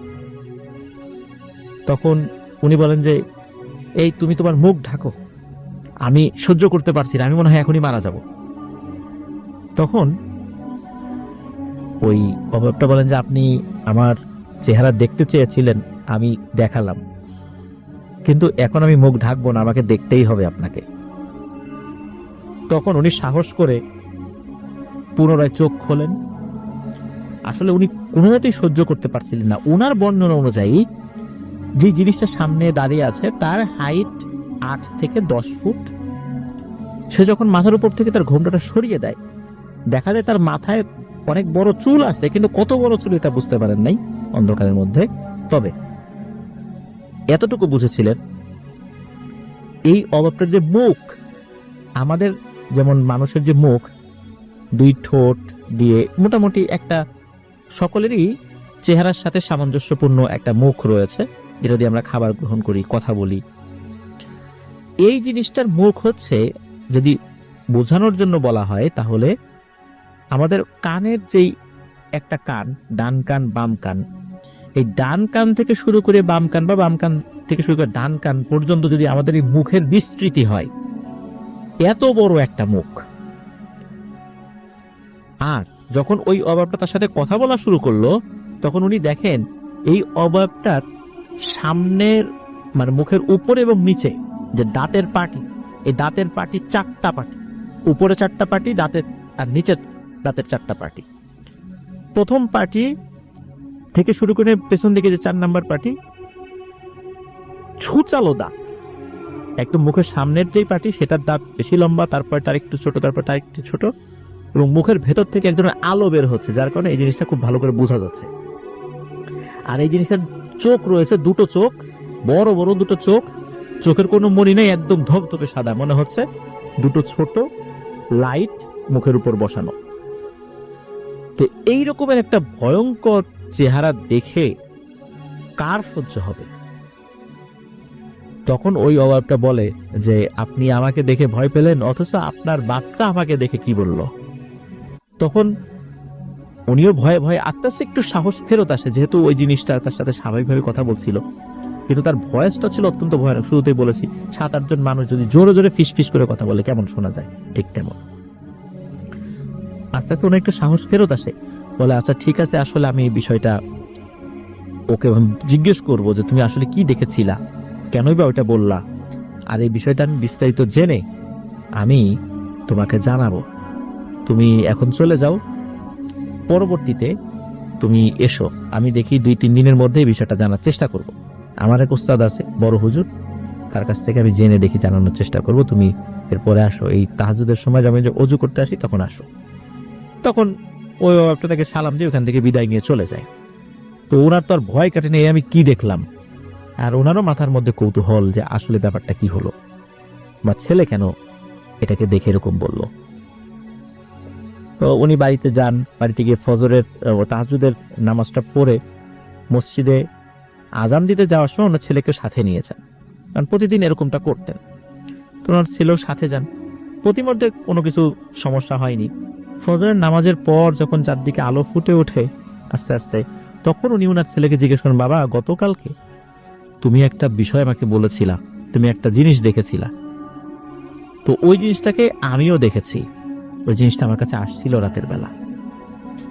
তুমি বলো তো এই ভয়ানক জিনিসটাকে তুমি কিভাবে বললা যে মাশাআল্লাহ অনেক সুন্দরী একজন মহিলা? তখন ওই ছেলেটি উত্তর দেয় যে আব্বাজান, আমার হুজুর আমাকে বলছেন যে আল্লাহর সৃষ্টি যে জিনিসটা কদাকার বা যার চেহারা ভালো না, তার উপর তার নিজের কোনো নিয়ন্ত্রণ নাই। সে যদি নিজের উপর নিজের নিয়ন্ত্রণ থাকতো অন্তত এই বিষয়ে, চেহারা বা শারীরিক কোনো বিষয় নির্ধারণে, তাহলে সে কখনোই কদাকার হতো না। যেটার উপর কারো নিয়ন্ত্রণ নাই, যেটা আল্লাহর ইচ্ছায় ওটা হয়েছে, আমি কিভাবে তাকে কদাকার বলবো? এই জন্য আমি দেখেছি যে ওই জিনিসটা ওইখানে এসেছে, আমার দিকে তাকিয়েছে, কিন্তু আমার কাছে কখনোই তাকে কদাকার মনে হয় নাই। আমি তাকে দেখে অবাক হয়েছি, কিন্তু ওই যে আমার ওস্তাদের ওই কথা আমার স্মরণে এসেছে যে আল্লাহর সৃষ্টিকে কখনোই নিকৃষ্ট বলা যাবে না, কারো চেহারা নিয়ে কোনো সমালোচনা করা যাবে না, তার গায়ের রং নিয়ে সমালোচনা করা যাবে না। এই কারণে আমি এটা বলেছি। আর আমি মোটেও ভয় পাইনি। আমি বুঝেছি এটা স্বাভাবিক কিছু না, কিন্তু তারপরেও আমি কোনো ভয় পাইনি। এ কথা বলার সাথে সাথে এই ফয়সাল আল আহমদ মানে দাদুর বাবা দাদুকে বুকে জড়িয়ে ধরেন যে বাবা আসলে তোমার কারণে আমি সত্যি গর্বিত, তুমি এই জিনিসটা ধরে রেখো, কখনো সত্যের পথ থেকে বিচ্যুত হয়ে যেও না। তো দাদুর বাবা তার সন্তানের জন্য অনেক দোয়া করেন, কিন্তু আসলে ব্যাপারটা হলোটা কি, তার ছেলেটার ভেতরে এই ধরনের যে ব্যাপারটা কাজ করছে, ভয় পেল না, ভয় পাওয়াটাই স্বাভাবিক ছিল। তো উনি ওনার এক ওস্তাদ ছিলেন, অনেক বয়স হয়ে গেছে, প্রায় 100-র উপরে হয়ে গেছে, চোখেও ভালো করে দেখেন না, কানেও খুব কম শোনেন, দাঁতের যে 2 পাটির দাঁতের মধ্যে সব দাঁতই পড়ে গেছে, ভালো করে কথা বলতে পারেন না, বসেও নামাজ পড়তে পারেন না, ইশারায় নামাজ পড়ে, মানে এত বয়স হয়ে গেছে, কিন্তু উনি খুব বড় মাপের একজন আলেম ছিলেন। তো ওনার কাছে যাওয়ার পর ওনার স্মরণ শক্তিও খুব কমে গেছে আর কি, চিনতে পারেন না। অনেক পরিচয় দেওয়ার পর, জোরে জোরে চিৎকার করে কথা বলার পরে উনি চিনতে পারেন। তখন বলেন যে বাবা বলো কি হয়েছে, কেন আসছো? উনি সব বিষয় বলেন সংক্ষেপে। তো উনি শোনার পরে বলেন যে তোমার সন্তান আলহামদুলিল্লাহ খুব ভালো একটা গুণ আল্লাহ ওকে দিয়েছে, সেটা হলো অনেক ভয়ঙ্কর পিশাচ শ্রেণীর জিনেরাও তার কাছে দোয়া নিতে আসবে।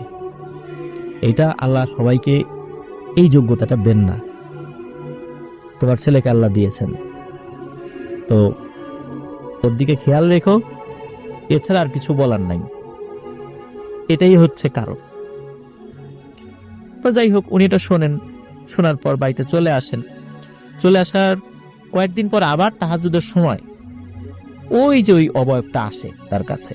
এবার দূর থেকেই দাঁড়িয়ে থাকে, কাছে আসে না।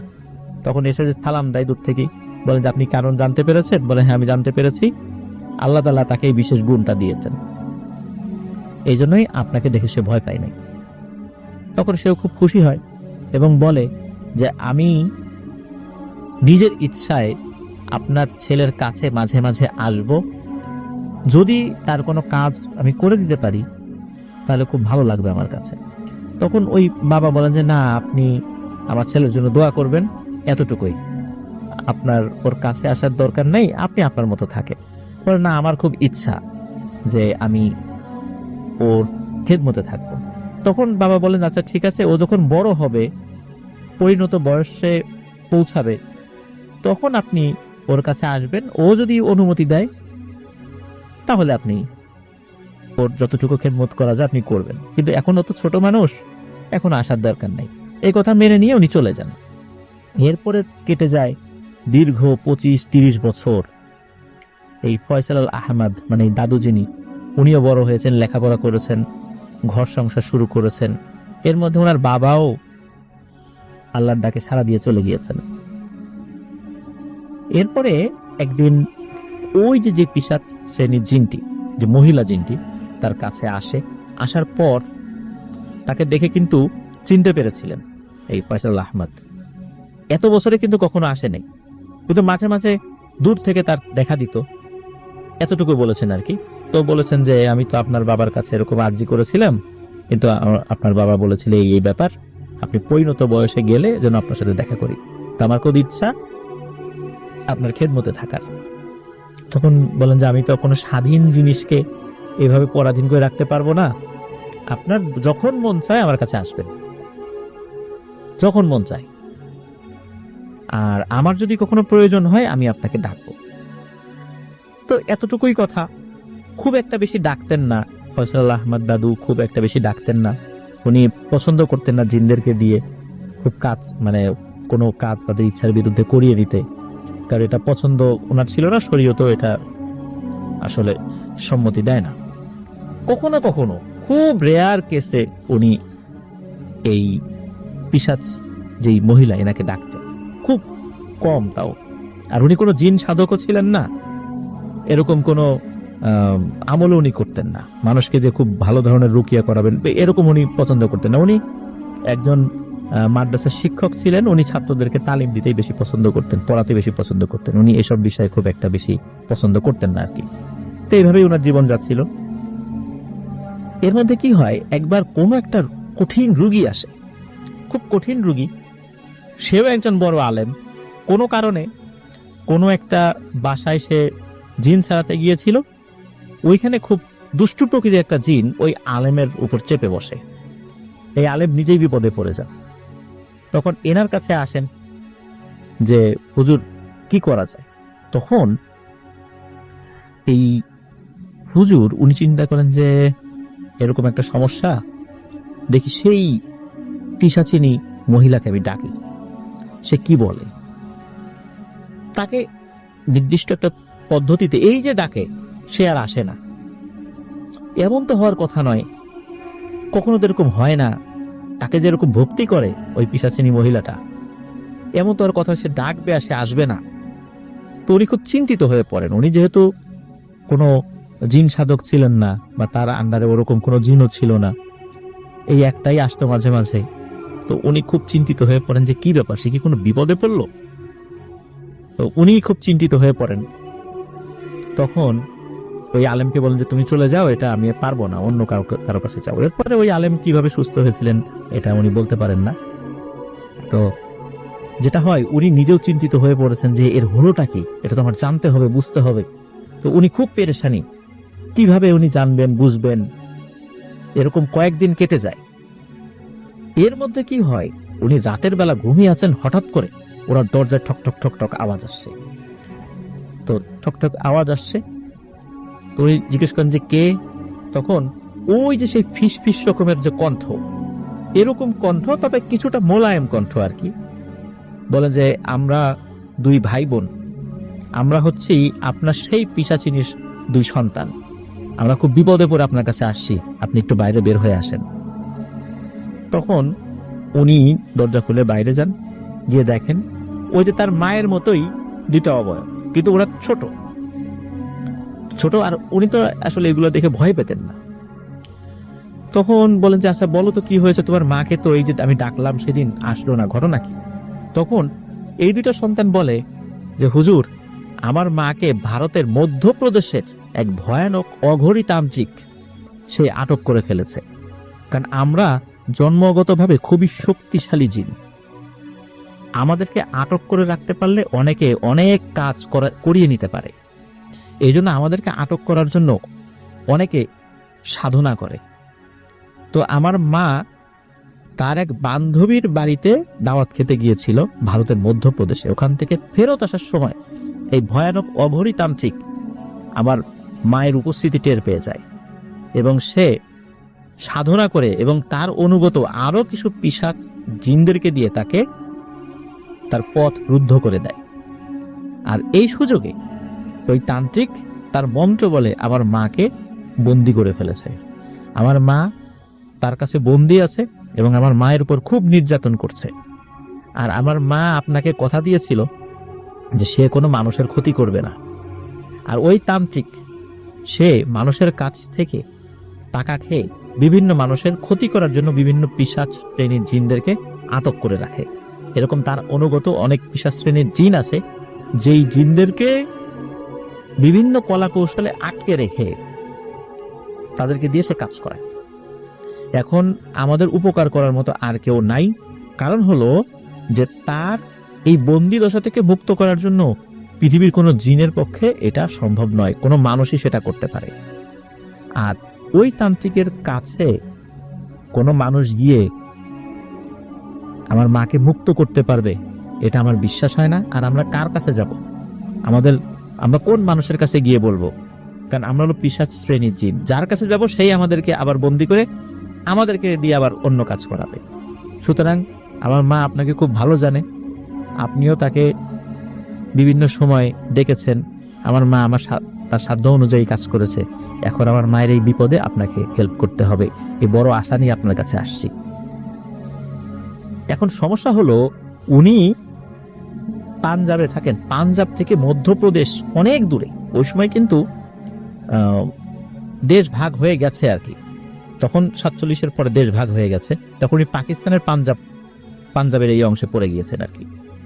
এখন উনি চিন্তা করছেন যে এত দূরের পথ যেতেই হবে, কারণ এখানে একজন বিপদে পড়েছে, তাকে উদ্ধার করতেই হবে। এরপর উনি সিদ্ধান্ত নেন যে উনি যাবেন, পরিবারের কাছে বলেন। পরিবারের সদস্যরাও অনুমতি দিন যে ঠিক আছে আপনি যান, তাকে উদ্ধার করেন। উনি অনেক কষ্ট করে ভারতের এই মধ্যপ্রদেশে যান, কারণ ওরা তো সব ঠিকানা দিয়েছিল যে কোন জায়গায় কিভাবে যেতে হবে, কোথায় আছে।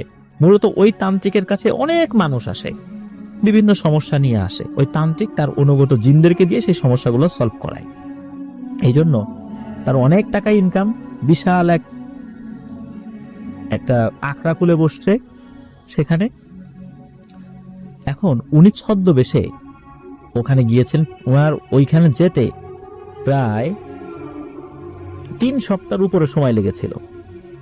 এই দীর্ঘ পথ পাড়ি দিয়ে উনি ওখানে পৌঁছাতে সক্ষম হন। তো ওখানে গিয়ে দেখেন যে অনেক মানুষ সেখানে আসে, ওই তান্ত্রিকের বিভিন্ন চেলাপেলাও আছে, অনেক মানুষ চেলাপেলা, তাদের মাধ্যম দিয়ে আগে তার কাছে যেতে হয়। তখন উনি একটা কৌশল অবলম্বন করেন, সেটা হলো যে উনি যেই সমস্যা নিয়ে গিয়েছেন, উনি এমনভাবে তান্ত্রিকের সাথে দেখা করে সেই সমস্যার কথা বলেন যে সেটা ওনার কাছে সমস্যা হলেও সমস্যাটা আসলে অতটা গুরুতর না। তান্ত্রিককে গিয়ে বলেন যে আমি সেই পাকিস্তানের পাঞ্জাব প্রদেশ থেকে আসছি, আমাকে এই সমস্যাটা সলভ করে দেন। তখন ওই তান্ত্রিকও দেখে যে আসলে সমস্যা তো জটিল না, এর থেকে আরো জটিল রোগী আছে, ওদেরটা আগে সলভ করি। তখন বলেন আমি তো অনেক দূর থেকে আসি, এতটা পথ পাড়ি দিয়ে। তখন তান্ত্রিক বলে তুমি আমার এই আশ্রমে থাকো, দেখি কি করা যায়। এখন এই যে আশ্রমে থাকার সুযোগটা উনি পেয়ে গেছেন, আর উনি ওনার যেই দোয়া দুরুদ জানা ছিল সেগুলো পরে উনি ওনার শরীরকে বন্ধ করে রেখেছিলেন, যার কারণে ওই আশ্রমের যেই আশেপাশে থাকা এই তান্ত্রিকের অনুগত যে জিনেরা ছিল তারাও ওইভাবে ওনার উপস্থিতি খুব একটা বুঝতে পারেনি যে উনি আসলে কি কারণে এখানে এসেছেন। তো ওনার হাতে সময় খুবই কম ছিল। ওই যে পিশাচিনী যেই মহিলা জিন, তার সন্তানেরা তাকে বলেছিল যে আপনি বড় জোর 1 রাত সময় পাবেন, এরপরে কিন্তু আপনার উপস্থিতি ওখানে থাকা অন্য পিশাচ জিনেরা টের পেয়ে যাবে যে আপনি কেন এখানে এসেছেন, তখন কিন্তু আপনার উপরও বিপদ হতে পারে। এই জন্য 1 রাত সময় আছে, এর মধ্যে আপনার যা কাজ সেটা করতে হবে। তো ওই রাত্রে আশ্রমে সবাই ঘুমিয়ে পড়েছে। আশ্রমে দেখা গেল যে আরো দূর দূরান্ত থেকে লোক এসেছে, তারাও বিভিন্ন জায়গায় ঘুমিয়ে পড়েছে। তো গভীর রাত্রে উনি চিন্তা করছেন যে এখন আমাকে এই কাজটা করতে হবে, কিন্তু তান্ত্রিকের একদম খাস কামরা, সেখানে পৌঁছানো তো অত্যন্ত দুরূহ ব্যাপার। কারণ ওই যে জিনের 2 বাচ্চা বলেছিল যে ওর খাস কামরায় একটা বিশেষ একটা কাঠের তৈরি একটা আসবাবপত্র আছে, ওর মধ্যে বিভিন্ন রঙের বোতল আছে। এই বোতলের মধ্যে বিভিন্ন জিনদেরকে আটকে রেখেছে। মূলত তার অনুগত যে পিশাচ জিন, এই পিশাচ জিনদের বিভিন্ন আত্মীয় স্বজনদেরকে আটকে রেখে ওদেরকে দিয়ে কাজ করায়। আরো বিভিন্ন পদ্ধতি আছে ওদেরকে আটকে রাখার। তো মূলত ওইখানে যে বোতলে বন্দি করা হয়েছে, এদেরকে আটকে রেখে অন্য পিশাচদেরকে দিয়ে কাজ করানো হচ্ছে। আর এরই মধ্যে একটা বোতল রয়েছে যার মধ্যে আমার মা রয়েছে, কিন্তু কোন বোতল এইটা বোঝা যায় না। এইটা তো একটা বড় সমস্যা যে কোন বোতল। তো উনি অনেক ঝুঁকি নিয়ে, তো এখন কিভাবে গিয়েছেন, যাওয়ার সময় কোনো সমস্যা হয়েছিল কিনা এই বিষয়ে কোনো তথ্য পাওয়া যায় না। উনি অনেক কষ্টে সে খাস কামরার মধ্যে গিয়েছিলেন। যাওয়ার পর উনি ওই যেই কাঠের আসবাবপত্র যেটা ছিল ওইটা খুলতে সক্ষম হয়েছিলেন। এখন কিভাবে খুলেছিলেন এই বিষয়ে কোনো তথ্য পাওয়া যায় না। তো খোলার পর দেখে যে আসলেই ওখানে রং বেরঙের বোতল, বোতলের মুখগুলো লাল কাপড় দিয়ে আটকানো, সিলগালা করা, এরকম একটা অবস্থা। এখন উনি কোনটা খুলবেন? ওনার হাতে সময় কম, খুবই অল্প সময়। উনি চিন্তা করছেন আমি কোনটা নিব, আমি তো নিশ্চিত নই যে কোনটার মধ্যে আছে। হঠাৎ করে দেখেন একটা বোতল কিছুটা কাঁপছে, মনে হচ্ছে ওই বোতলটা নড়াচড়া করছে। ওনার কাছে মনে হলো এই বোতলের মধ্যেই মনে হয় সেই পিশাচিনী মহিলাটা রয়েছে। উনি ওই বোতলটা হাতে নেন, হাতে নেওয়ার সাথে সাথে এটাও মনে করেন যে আচ্ছা এইখানে যে বোতলগুলো রয়েছে এর মধ্যেও তো ওই পিশাচ জিনদের আত্মীয় স্বজন বা এমন কিছুকে আটকে রাখা হয়েছে যাদেরকে দিয়ে এই তান্ত্রিক কাজ করতে বা খারাপ কাজ করতে বাধ্য করবে। তো তাহলে এরা কি দোষ করেছে, এদেরকে মুক্ত করে দেয়। কিন্তু হাতে তো সময় কম। উনি কি করেছেন যে একসাথে তো আসলে সব বোতল খোলা সম্ভব নয়। উনি যে কাজটি করেছেন, এই ভারী আসবাবপত্র যেটা ছিল আর কি, ওই যে কাঠের তৈরি যেটা, এইটাকে সজোরে মাটির দিকে আছড়ে ফেলেছেন, যার ফলে ওর ভেতরে থাকা যে কাচের বোতলগুলো ছিল পরে ভেঙে যায় সেগুলো। আর ওনার হাতে থাকা যেই বোতলটা ছিল এটা নিয়ে উনি দৌড় দিয়েছেন। আচমকা এত জোরে শব্দ হয়েছে, এই শব্দে তান্ত্রিক সে ঘুম থেকে উঠে যায়। আর ওই বোতলগুলো ভেঙে যাওয়ার পর ওর ভেতরে থাকা যে পিশাচ জিনগুলো ছিল এগুলো তো মুক্ত হয়ে যায়। মুক্ত হওয়ার পর সেগুলো কি করেছে যে ওই তান্ত্রিকের উপর আক্রমণ করেছে। আর ওনার হাতে যে বোতলটা ছিল ওটা নিয়ে উনি দৌড়ে বাইরে এসে এক আছাড় দিয়েছে, মাটির উপরে ভেঙে গেছে। ওর ভিতরে থাকা ওই যে পিশাচিনী জিনটা সেও বের হয়ে এসেছে। আর অনেক লোকজন চারদিকে চলে এসেছে। ওই সময়ে হই হট্টগোল, চিৎকার চেঁচামেচি শুরু হয়েছে। তান্ত্রিকও চিৎকার দিয়ে উঠেছিল, লোকজন চলে এসেছে। ওই সময়ে ওই তান্ত্রিকের ঘর থেকে প্রচন্ড জোরে আর্তনাদ শোনা যাচ্ছিল।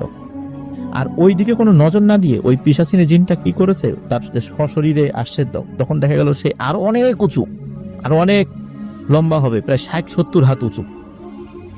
তখন ওই পিশাচিনী জিনটা এই যে ফয়সাল আহমদ দাদু যিনি, ওনাকে খপ করে ধরেই অদৃশ্য হয়ে গেছে। এরপরে আসলে মাত্র কয়েক সেকেন্ড হয়তো বা অতিবাহিত হয়ে গেছে। ফয়সাল আল আহমদ দাদু কিছু বলতে পারেন না। তখন দেখেন যে উনি ওনার বাড়ির ওখানে চলে আসতেছেন, মানে ওই পাকিস্তানের পাঞ্জাব প্রদেশে। তখন ওই পিশাচিনী জিনটা বলে যে আপনি আমাকে বিশাল এক বিপদ থেকে উদ্ধার করেছেন। আর ওই পিশাচিনী জিনটা বলে যে ওখানে আরো অনেক পিশাচ জিন বন্দী ছিল, ওরা আজ মুক্ত হয়ে গেছে, ওরাই ওই তান্ত্রিককে শাস্তি দেবে। এই জন্য দ্রুত আপনাকে নিয়ে চলে এসেছি ওইখান থেকে, আরো কোনো বিপদ হওয়ার আগেই। তো ওনাকে ধন্যবাদ জানান ফয়সাল আল আহমদ দাদুকে, এবং ওই পিশাচিনী জিনটা ওখান থেকে চলে যায়। এর 2 দিন পর ওই পিশাচিনী জিনটা আবার তার সাথে দেখা করতে আসে, ফয়সাল আহমদ দাদুর সাথে, এবং তার 2 সন্তানকে নিয়ে আসে। তো এসে বলে যে ওই তান্ত্রিক আমাকে আটকে রাখার পর আমার উপর অনেক নির্যাতন করেছে, এক ধরনের মন্ত্র পড়া তেল তার গায়ে ছিটিয়ে দিয়েছে, যার ফলে কি হতো, তার শরীরের উপরিভাগ পুড়ে যেত। পুড়ে যাওয়ার পর আবার সে মন্ত্র পড়া তেল আবার তার দিকে ছুঁড়ে মারত, আবার পুড়ে যেত। তারপর আবার মন্ত্র পড়া তেল মারত, তখন কি হতো, তার শরীরে নতুন চামড়া গজাতো, তার উপর আবার তেল ছিটিয়ে দিত, তখন আবার শরীরের চামড়া পুড়ে যেত। এইভাবে প্রতিনিয়ত তার উপর নির্যাতন করেছে, যার কারণে সে অত্যন্ত দুর্বল হয়ে গেছে। আর এই ধরনের মন্ত্র পড়া তেল তার শরীরে বারবার নিক্ষেপ করার কারণে সে খুবই দুর্বল হয়ে পড়েছে এবং অসুস্থ হয়ে গেছে। তখন ওই পিশাচিনী জিনটা বলে যে আমি হয়তো আর বেশি দিন বাঁচবো না, আপনার খেদমতে আমার আর থাকা হবে না, তবে আমার এই 2 সন্তানকে আপনার খেদমতে দিয়ে গেলাম, আপনার যখন প্রয়োজন হবে ডাকবেন, আমার সময় মনে হয় শেষ হয়ে এসেছে। তখন তার কাছ থেকে বিদায় নিয়ে চলে যান ফয়সাল আল আহমদ দাদু। ওই 2 সন্তানকেও দেখেন, এদের চেহারা তো খুব বিভৎস ছিল, কিন্তু তারপর উনি তো আর এগুলো দেখে আসলে ভয় পেতেন। আল্লাহ ওনাকে একটা বিশেষ গুণ দিয়েছিলেন, এটা সবাইকে আল্লাহ তাআলা দেন না। তো যাই হোক, কিছুদিন পর জানা যায় যে ওই পিশাচিনী জিনটা মারা গিয়েছে। মারা যাওয়ার পর ওই তার 2 সন্তান এসে জানায় যে আমার মা মারা গেছে। উনিও খুব ব্যথিত হন তার মৃত্যুতে, কিন্তু তারপরেও শেষ দিকে এসে যে তাকে ওখান থেকে মুক্ত করে আনতে পেরেছিলেন, এটাই আল্লাহর একটা বড় ইচ্ছা ছিল। শুকরিয়া জানান আল্লাহ তাআলার কাছে। এরপরে কেটে যায় আরো অনেক বছর। 1980 কি 81 সালের দিকে এই ফয়সাল আল আহমদ দাদু স্বাভাবিকভাবেই মৃত্যুবরণ করেছিলেন। তবে উনি মৃত্যুবরণ করার আগে এই যে যেই 2 পিশাচ, যেই জিন ভাই বোন, যে এরা তার কাছে আসতো, খুব জটিল টাইপের জিনে ধরা রোগী যদি উনি পেতেন, উনি কখনো ঘোষণা দিয়ে বলতেন না যে আমি জিনে ধরা রোগী ছাড়াই। খুব পরিচিত জনদের যদি খুব এরকম সমস্যা হতো, তখন ওই জিনে ধরা রোগী যদি আসতো, তখন কি করতো, উনি একটি অন্ধকার ঘরে ওই জিনে ধরা রোগীকে পাঠিয়ে দিতেন যে যা ওই ঘরে গিয়ে কিছুক্ষণ বসো। এর 5 মিনিট পর ঘরের দরজা খুলে দেওয়া হতো, ওই জিনে ধরা রোগীকে বের করে নিয়ে আসলে দেখা যেত সে পরিপূর্ণভাবে সুস্থ, একদম স্বাভাবিক, যে একটু আগে বদ্ধ উন্মাদের মতো আচরণ করছিল। এখানে কি হতো, যখন ওই জিনে ধরা রোগীকে ঘরের মধ্যে দিয়ে আসতো, তখন ওই সেই পিশাচিনী মহিলার যে 2 সন্তান, সেই 2 সন্তান ওখানে আসতো। আসার পর ওই যে জিনে ধরা রোগী, ওই জিনে ধরা রোগীর সাথে থাকা জিনকে ওরা 2 জন ধরে নিয়ে আসতো। আনার পরে বলতো যে তুই কি যাবি নাকি এখনই তোকে মেরে ফেলবো। তো জিনদের মধ্যে ওরা খুব শক্তিশালী, ভাই বোন, মানে জন্মগত হয়ে খুব শক্তিশালী ছিল আর ভয়ঙ্কর ছিল। তো ওদের কথা শুনে ওই জিন পালাতো, এবং পালানোর আগে ওকে পরিপূর্ণভাবে সুস্থ করে দিয়ে তারপর পালাতো। যার কারণে অসংখ্য মানুষ, বিশেষ করে জিনে ধরা সংক্রান্ত যে সমস্যাগুলো নিয়ে যারা আসতো, অসংখ্য মানুষ ওনার কাছে সুস্থ হয়েছেন এই 2 পিশাচিনী 2 ভাই বোনের মাধ্যমে। তো ফয়সাল আল আহমদ দাদু যখন মারা যান, মারা যাওয়ার পর ওনার যে সন্তানাদিরা ছিলেন, তখন ওনারা কি হয় যে ওই যে 2 জিন, তারা যখন তাদের কাছাকাছি আসতো, ওই সন্তানটা অসুস্থ হয়ে যেত, জ্বর, মাথা ব্যথা, বমি, বিভিন্ন ধরনের সমস্যা হতো। আর ওরা কখনোই তাদের চেহারা দেখাতো না, শুধু ফয়সাল আহমদ দাদুকেই দেখাতো আর কি, অন্যদেরকে দেখাতো না। তখন এই যে ফয়সাল আহমদ দাদুর যিনি স্ত্রী, মানে দাদি, ওনার তো অনেক বয়স হয়ে গিয়েছিল, তখন উনি যতটুকু আমল জানতেন ওই আমল করে ওই 2 পিশাচিনী যে মহিলার যেই 2 সন্তান, এরাও তো পিশাচিনী, তাদেরকে ডাকেন। ডাকার পরে বলেন যে আমার সন্তানদের এরকম হচ্ছে কেন? তখন তারা বলে যে আসলে আপনার স্বামীর আল্লাহর একটা বিশেষ গুণ দিয়েছিলেন, এই কারণেই তিনি আমাদেরকে দেখে কখনো ভয় পেতেন না, এবং আমাদের উপস্থিতিতে মানুষের স্বাভাবিক যেই সমস্যাগুলো হয় এগুলো তার বেলায় হতো না। কিন্তু আমরা যখন আপনার পরিবারের সাথে থাকার চেষ্টা করছি, এতদিন ধরে ছিলাম, আমার মাও ছিল, কিন্তু দেখা যাচ্ছে আপনার সন্তানরা এই বিষয়টা আসলে সইতে পারছে না। তখন এই ফয়সাল আহমদ দাদুর স্ত্রী মানে দাদি বলেন যে আসলে আমার সন্তানরা তোমাদের উপস্থিতি বা তোমাদেরকে সাথে নিয়ে চলার ক্ষমতা আল্লাহ হয়তো বা ওদেরকে ওইভাবে দেন নাই, সুতরাং তোমরা চলে যাও, কি আর করা। তখন ওরা দুইজন তো যেতে চায় না, যে না আসলে আমার মা মৃত্যুর আগে বলে গেছেন যে আপনাদের খেদমতে থাকতে, আমরা এখন কিভাবে যাই। তখন বলেন যে আমরা তো আসলে তোমাদের উপস্থিতি সহ্য করতে যেহেতু পারছি না, আমাদের ভালোর জন্যই তোমাদেরকে যেতে হবে। তখন ওরা বলে যে আচ্ছা ঠিক আছে, আমরা চলে যাব, আমরা আমাদের যিনি গোত্রপতি তার কাছে গিয়ে বিষয়টা বলি, উনি অনুমতি দিলে আমরা চলে যাব। তখন ওই গোত্রপতির কাছে গিয়ে তারা এই বিষয়টা বলে, গোত্রপতি সবকিছু শুনে বলে যে আচ্ছা ঠিক আছে, তোমরা চলে আসো, এই ফ্যামিলির কাছ থেকে চলে আসো, যেহেতু এই সমস্যা হচ্ছে, সুতরাং তোমরা তাদের ভালোর জন্যই চলে আসো। তো এরপরে এই ফয়সাল আহমদ দাদির কাছ থেকে এই দুইজন বিদায় নিয়ে চলে যায় এবং অনেক কৃতজ্ঞতা জানিয়ে যায় তাদের কাছে। উনিও তাদেরকে অনেক কৃতজ্ঞতা জানিয়েছিলেন। তো এরপর থেকে ওনাদের ফ্যামিলির আর কেউ ওই জিনে ধরা রোগীর ট্রিটমেন্ট করতেন না। আস্তে আস্তে ওই জিনিসগুলো ওনারাও ওইগুলো থেকে দূরে সরে আসেন, মানে কোনো জিনে ধরা রিলেটেড কোনো কাজ ওনারা করতেন না। এই বিষয়গুলো থেকে আস্তে আস্তে ওনারা সরে আসেন, আর ওনারাও আস্তে আস্তে স্বাভাবিক জীবনে চলে আসেন। মানে ওনারা ওই রকমের কোনো বড় আলেম বা অনেকেই মাদ্রাসা লাইনে লেখাপড়া করেন নাই, স্বাভাবিক জীবনযাপন করেছেন। তো এইভাবে এখনকার জেনারেশন তাদের অনেকেই প্র্যাকটিসিং মুসলিম, কিন্তু অনেকে জেনারেল লাইনে লেখাপড়া করেছেন। তো এইভাবে ওই যে একটা ট্রেন্ড, ওইটা থেকে ওনারা আস্তে আস্তে বের হয়ে এসেছেন। আর এই ঘটনাটা ওনাদের মধ্যে এখনো আলোচনা হয় যে কিভাবে আল্লাহ এমন একটা গুণ এই ফয়সাল আহমদ দাদুকে দিয়েছিলেন, কিন্তু এত বড় গুণ থাকার পরে উনি কখনো জিনদেরকে বশীভূত করা, জিনদেরকে নিয়ে সাধনা করা, জিনদেরকে নিয়ে জোর করে কাজ করানো, এমন শক্তিশালী পিশাচিনী জিন তার কাছে আসলেও তাদেরকে দিয়ে জোর করে কোনো কাজ উনি করাতেন না। তো আল্লাহ ওনাকে বেশ নসিব করুন। প্রিয় লিসেনার্স, এটি ছিল ঘটনা।